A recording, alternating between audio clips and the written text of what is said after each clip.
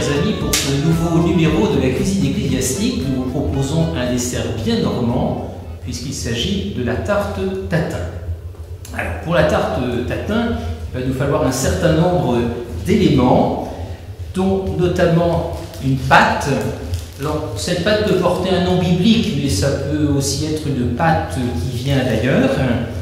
Pour faire le caramel, alors je pense que là nous allons avoir besoin de l'archevêque. Une petite devinette, pour faire le caramel, il nous faut à la fois du sucre. Oui, du sucre. Mais qu'est-ce que vous allez mettre avec le sucre pour le caramel? Allez, je vous donne un indice, c'est quelque chose que Moïse a trouvé en tapant avec son bâton sur le rocher. Mettre de l'eau. Voilà. Donc nous allons utiliser 250 g de sucre et 15 centilitres d'eau. Et pour éviter que le caramel ne prenne trop fortement, eh bien nous rajouterons un tout petit jus de citron. Il faut autre chose. Mais il faut aussi quelque chose. Ah oui, j'ai oublié. Ah, Ève, est-ce que vous pourriez nous ramener les pommes, s'il vous plaît? Oh, il va encore y avoir un peu de moins comme la dernière fois. Merci beaucoup, Ève. Un pépin, vous avez dit? Oui. Vous vous souvenez alors? Oui. Il y a encore autre chose. Il y a encore autre chose. Ah oui, le moule a manqué. Sans ça, pour le coup, c'est pas le moule qui serait manqué, mais la recette. Pour faire le caramel. Qu'est-ce qu'il vous faut de casserole? Il faut du feu. Ah bah bien Du sûr. feu de Dieu. Ah, le feu de Dieu, oui. Bien sûr. Très bien. Bon, heureusement que l'archevêque est là. On a toujours besoin d'un archevêque. De toute façon, si l'archevêque n'était pas là, ce ne serait pas la cuisine ecclésiastique. Bon, je retourne à ma Bible. Très bien. Donc, nous allons mettre 250 g de sucre.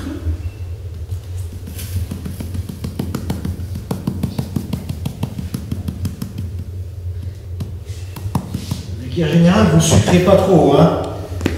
Alors, d'habitude, j'aime bien le faire, mais là, j'ose pas quand même. Alors, je vais vous laisser mélanger le sucre et l'eau. Vous mettez le sucre d'abord. Moi, je mettrai le sucre d'abord. Ça m'étonne pas de toi. Mais si vous préférez mettre l'eau d'abord, Oh, mais moi j'obéis. le vicaire général s'incline devant l'archevêque. Moi j'obéis. Bon, je prends. Très bien. Voilà, hop, voilà. Et maintenant, on va les mettre à chauffer pour faire un beau caramel dont on enduira le fond Je du vais moule à peut-être manquer. commencer par éplucher les pommes, Voilà, donc Voilà. on va laisser pour éplucher les pommes. comme elle vous a appris. Comme Ève nous a appris à tous. Voilà. Un événement de triste mémoire. Mais depuis on a fait. Il y a des choses qui sont venues quand même. Hein. Oui, heureusement que le Seigneur est venu. Voilà. Bon, est-ce que ça va? C'est parfait, donc on va pouvoir les mettre au feu. Bon, et pendant ce temps-là, j'épluche les pommes. Voilà, je vais faire chauffer le caramel. Allez, hop.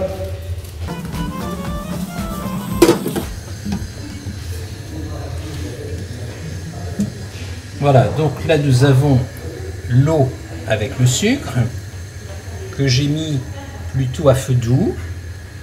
Et quand il va commencer un petit peu à roussir, là je vais faire tourner. Voilà, hein, on voit là il y a un petit frémissement sur le côté.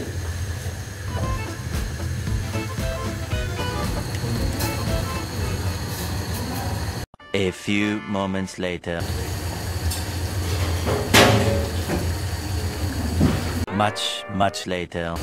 Avec, tu sais, quand tu veux cuisiner, tu veux faire un montage. Much later.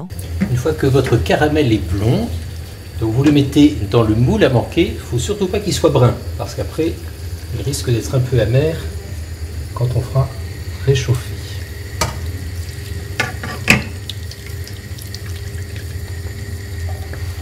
Maintenant, nous allons pouvoir mettre les pommes sur le caramel. Alors faites attention, parce que c'est très chaud. Hein, faut pas Alors je dispose comme ça. Voilà. Comme ça. Quand c'est disposé, voilà, si on fait une petite couronne, ça peut être très joli. Mais je pense qu'ils sont un petit peu gros, non? Non, ça va aller. Ça va aller. Voilà. Et alors quand on met un peu de beurre salé après sur les pommes, ça va rehausser le goût. Beurre salé, c'est normand? Si ça ne l'est pas, ça mériterait de l'être. Bon, comme ça. Voilà, très bien. Voilà. Et donc par-dessus, Ah, il y en a encore une petite là. on va rajouter des petites lamelles De beurre salé, oui. de beurre salé. Ça c'est bien, oui. Très bien. Ah mais le sel, c'est biblique, hein? Le sel, c'est très biblique, c'est ce qui redonne de la saveur au plat. Oui. Jésus nous dit que si le sel vient s'affaiblir, il n'est plus bon à rien, on le jette. Donc voilà, le beurre salé, c'est vraiment quelque chose qui rehausse le goût dans un plat. Et pourquoi Jésus n'est pas né en Normandie? C'est peut-être parce que voilà, il fallait aller dans la terre où il avait été quand même annoncé. Ah, Mais oui. comme il est venu pour tous, bah, on peut considérer qu'il est aussi normand. Ah, d'accord. Il est de Ah, Judée, hein. La pâte, qui peut être une pâte feuilletée, ou qui peut être une pâte sablée. Là, on a choisi une pâte sablée. Et on va venir recouvrir. Pas difficile, hein? Non, non, non. Puis bon, la pâte, c'est aussi éminemment biblique. Hein. On peut penser voilà, au pain non levé, hein, pour les Hébreux qui allaient quitter l'Égypte. On peut penser aussi à la manne au désert, pendant l'Exode. Manne où? Qu'est-ce que c'est?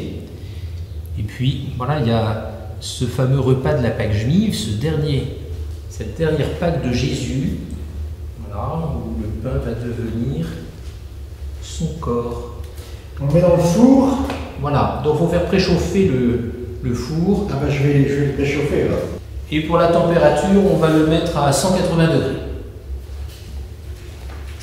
C'est moins chaud que l'enfer. Hein. Ah ben moi je ne connais pas, ça vous êtes déjà allé? Ah ben on le dit que c'est très chaud. Bon. Allez, au four.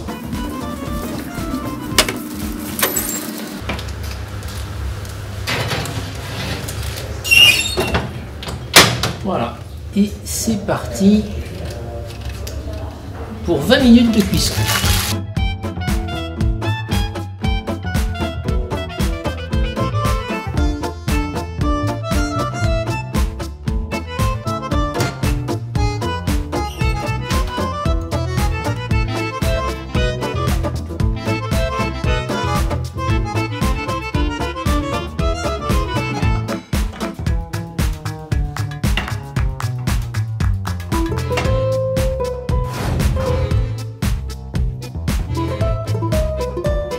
Vous venez de découvrir la cuisine ecclésiastique dans son temple qu'est l'archevêché.